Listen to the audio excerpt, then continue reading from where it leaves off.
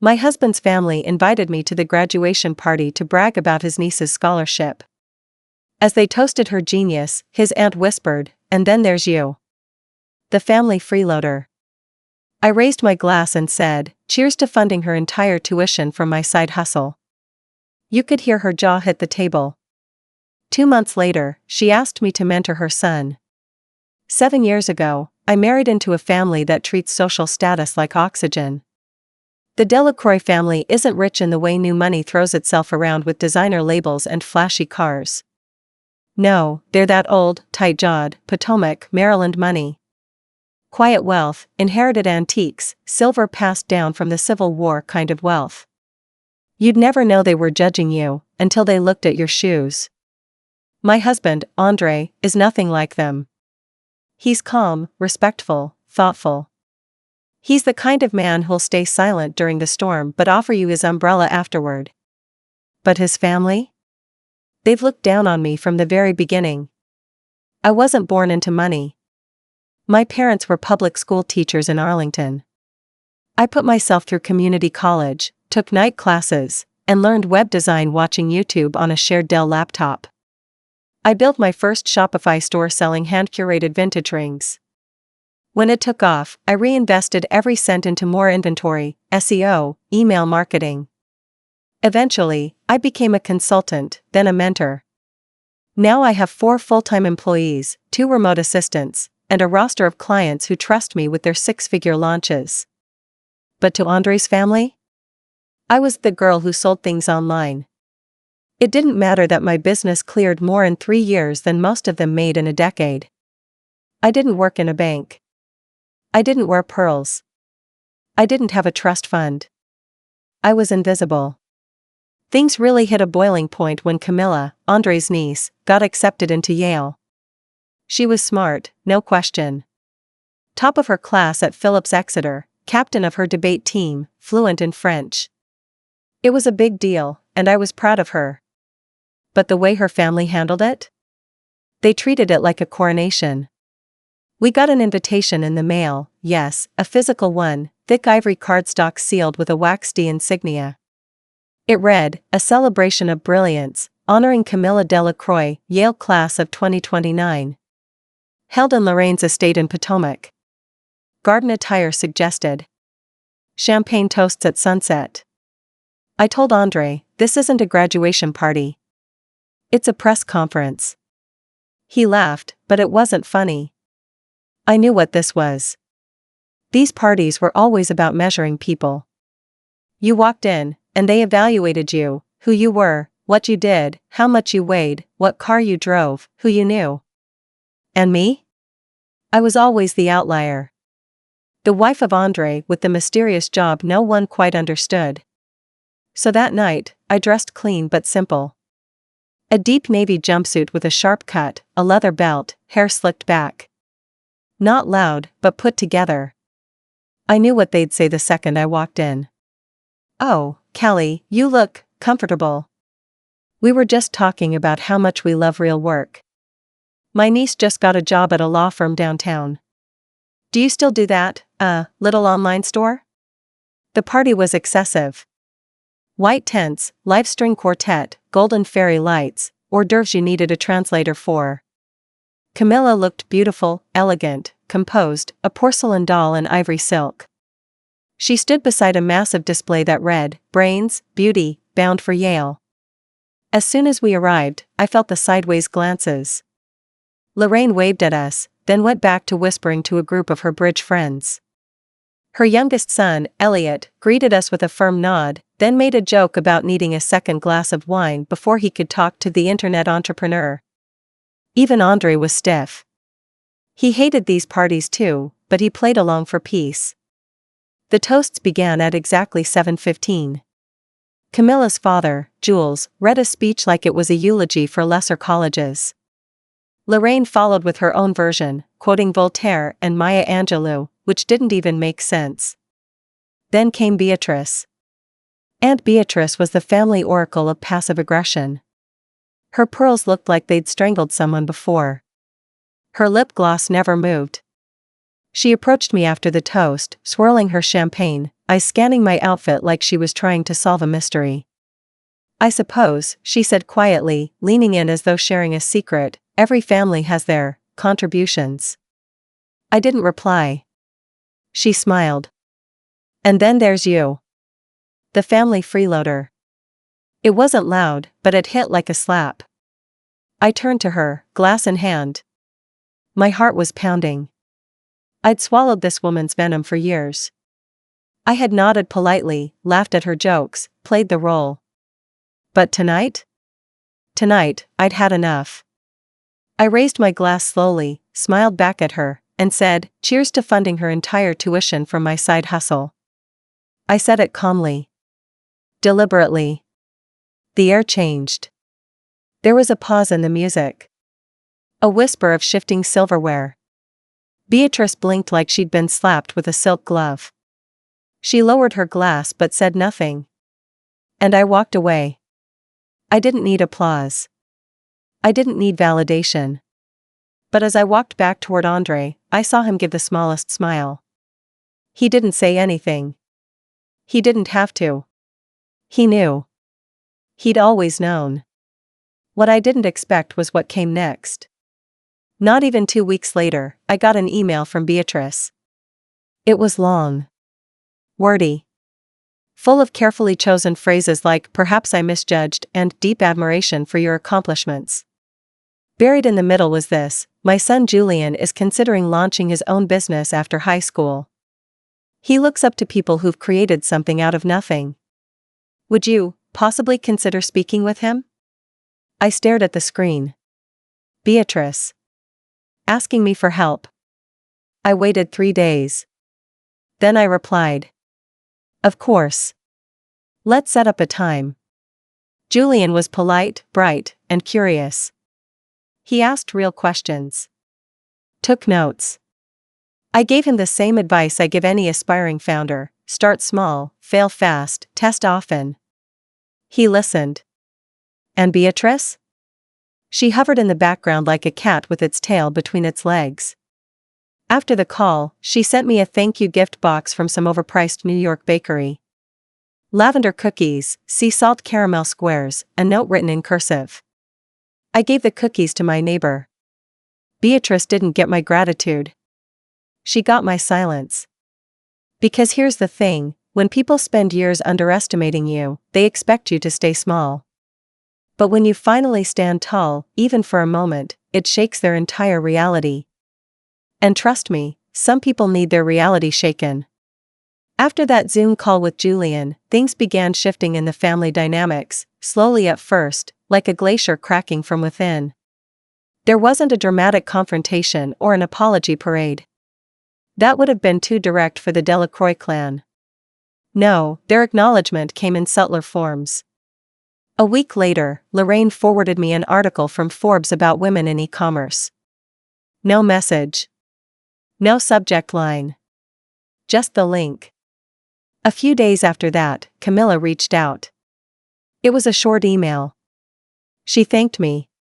Said she'd only recently learned that the final chunk of her tuition, what wasn't covered by her partial scholarship, had come from an anonymous donor. She put 2 and 2 together after her dad casually mentioned that Andre's wife has been very generous this year. She wrote, "I don't know if you wanted me to know, but I think I needed to. I'm really sorry if I ever made you feel like I didn't see you. I do now. Thank you." I stared at the screen for a long time before replying. You worked hard. You deserved every bit of it. And you still do. She responded within an hour, asking if I had any reading recommendations for incoming freshmen. We ended up swapping book lists. That girl? She's sharp. If she stays grounded, she'll go far. But the real shift happened at the next family dinner. It was late August, hosted at Andre's older brother's house in Chevy Chase. Smaller gathering this time, 10 of us around the outdoor table, paper lanterns swaying, cicadas screeching in the trees. I came straight from a virtual panel I'd spoken at. Still had on my blazer, my notepad in my bag. I was late. Everyone was halfway through wine and appetizers. As I walked in, I braced for the usual cold wave of indifference.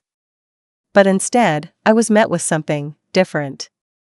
Jules actually stood up. Lorraine said, "We saved you a seat," like I was a guest worth waiting for. And Beatrice? She gave me this small nod.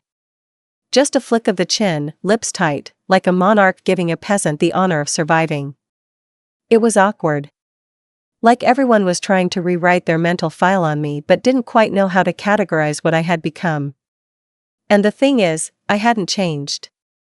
I'd just stopped hiding. They finally noticed what had been there the entire time. During dinner, Julian asked me if I had any favorite podcasts. I rattled off a few: business, mindset, marketing trends. He actually wrote them down. He even said, "I listened to that episode you recommended last week." That quote about data not being the enemy, it stuck with me. And Beatrice just sat there, nodding along like she'd raised the boy to be entrepreneurial. Andre squeezed my hand under the table. I didn't look at him, but I knew he was proud. Later that evening, Lorraine came up to me while I was putting my dish in the kitchen. She leaned against the counter, swirling her wine. "You know," she said, "I always thought Camilla would be the first true legacy to carry the family name forward." I raised an eyebrow. "And now?" She looked at me, really looked at me. "Well, maybe she'll be the second." Then she walked away. It wasn't a compliment. Not really. But it was the closest thing to validation I'd ever get from her. And for once, I didn't need it. At some point in life, you stop craving approval from people who can't even approve of themselves. A few weeks after that dinner, I got an invitation in the mail. Handwritten. Thick parchment again, gold trim. Beatrice was hosting a small brunch for a few women in her social circle, entrepreneurial spirits, as the invitation read. She wanted me to speak. Just casually, she said in the note. No pressure. Just a little talk about business. About branding. About the power of reinvention. I almost laughed when I read that part. Reinvention? I hadn't reinvented myself. I'd always been this person. They just finally stopped seeing what I wasn't, and started seeing what I was. I didn't RSVP right away. I let it sit on the counter for a few days, beside the electric bill and the dog's vet appointment reminder. Then Andre found it and said, "Are you going?" I looked at him. "Do you think I should?" He shrugged. "I think you've already made your point. Whether you show up or not is just icing." He was right. Because somewhere along the line, it stopped being about proving them wrong. It became about standing in what I'd built, with no shame, no apologies, and no need to shrink myself to fit in their perfectly folded social boxes. And the funny part? The more I stood tall, the more they leaned in. Not because I changed. But because I didn't.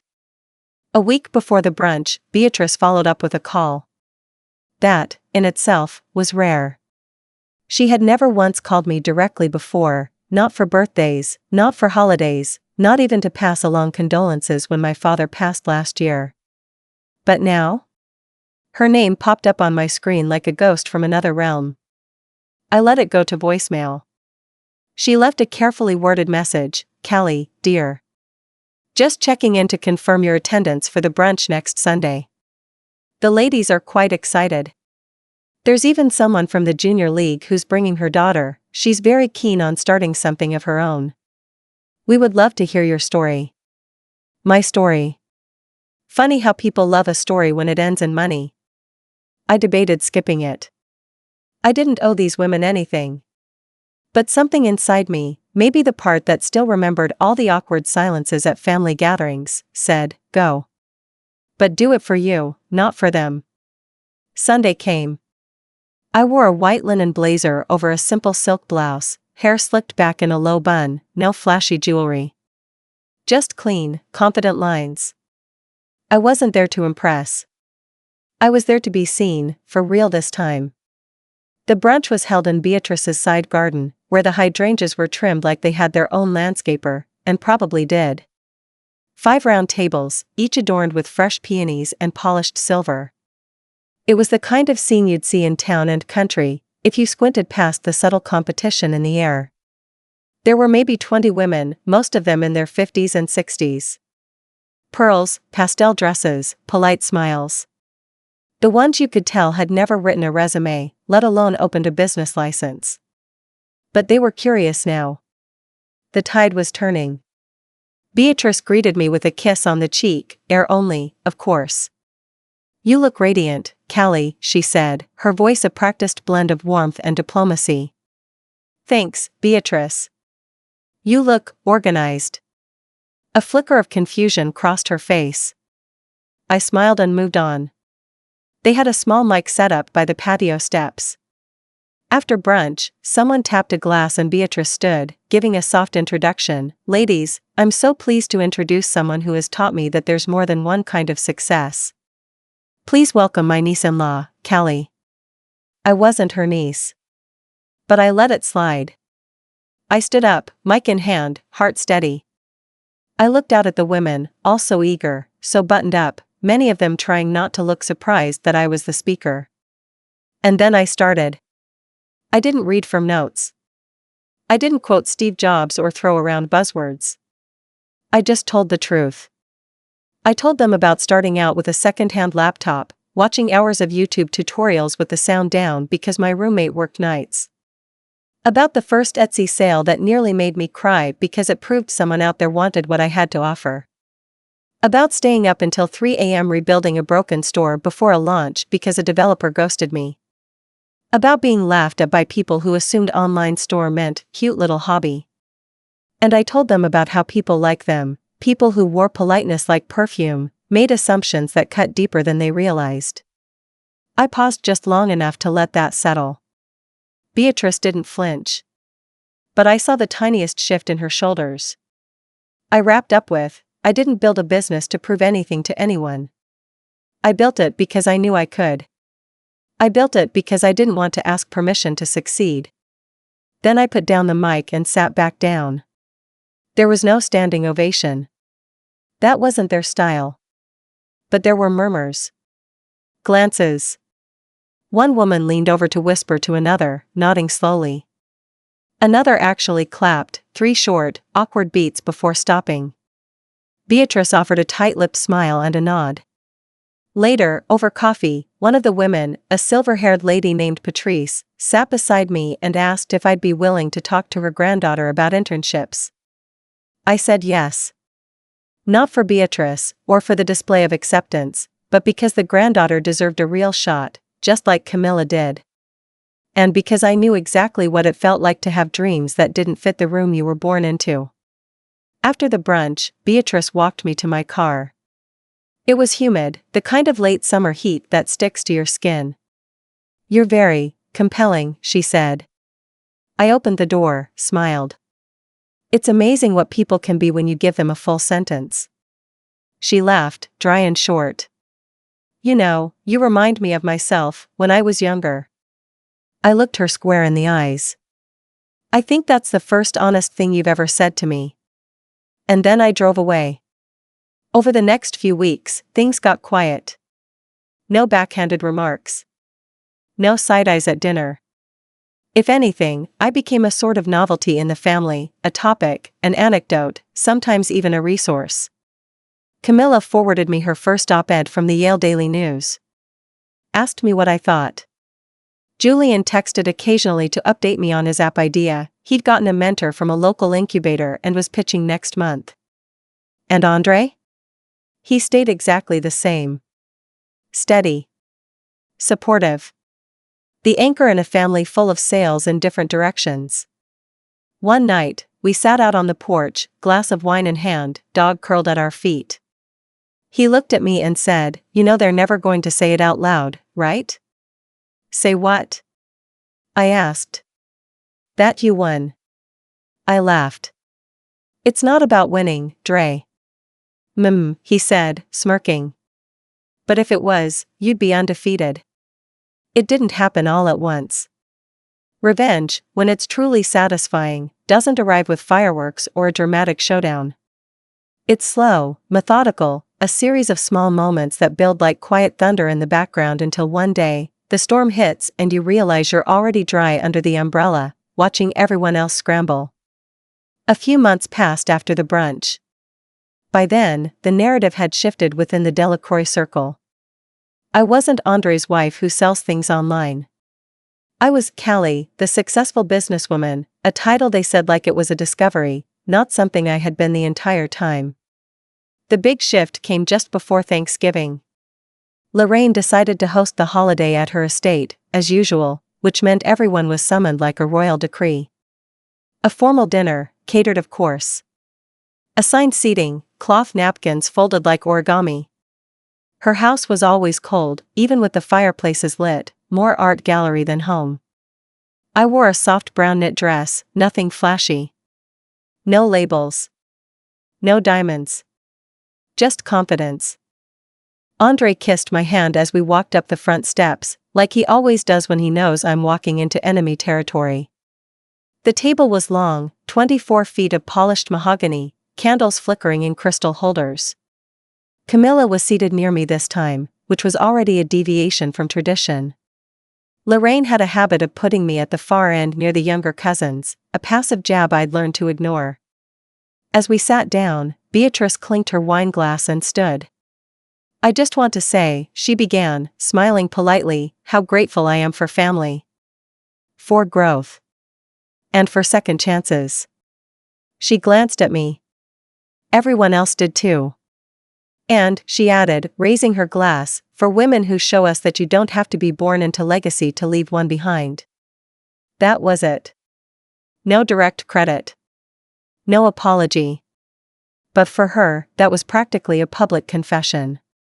I nodded, gave a small toast of my own, nothing dramatic, just, to family, and to knowing your worth whether anyone else sees it or not. Camilla smiled at me. Not the kind of smile you'd give someone out of obligation, but the kind you give when you truly understand who they are. There was respect there now. But the final, most satisfying moment came the week after Thanksgiving. I got a phone call from a woman named Eleanor Macklin. She ran a boutique private equity firm focused on female-led startups in the DMV area. Apparently, she'd heard about me from someone at that brunch Beatrice hosted. She asked if I'd be interested in speaking at their annual Women's Summit, held in Georgetown. "You'd be the keynote," she said. "The way you've built what you have. It's the kind of story these women need to hear." I agreed. Not for the applause. Not even for the exposure. But because I wanted to stand on that stage and prove, without a single hint of anger or arrogance, that I never needed their validation. I had been building something real while they were busy polishing their image. The night of the summit, I stood in front of over 300 women, some old money, some new, some just getting started. And I spoke with calm, clear conviction. I didn't mention Beatrice. I didn't mention Lorraine. I didn't need to. The truth was in the success itself. But I did mention Camilla. I told the audience about a young woman who got into Yale and didn't even know who helped pay her way.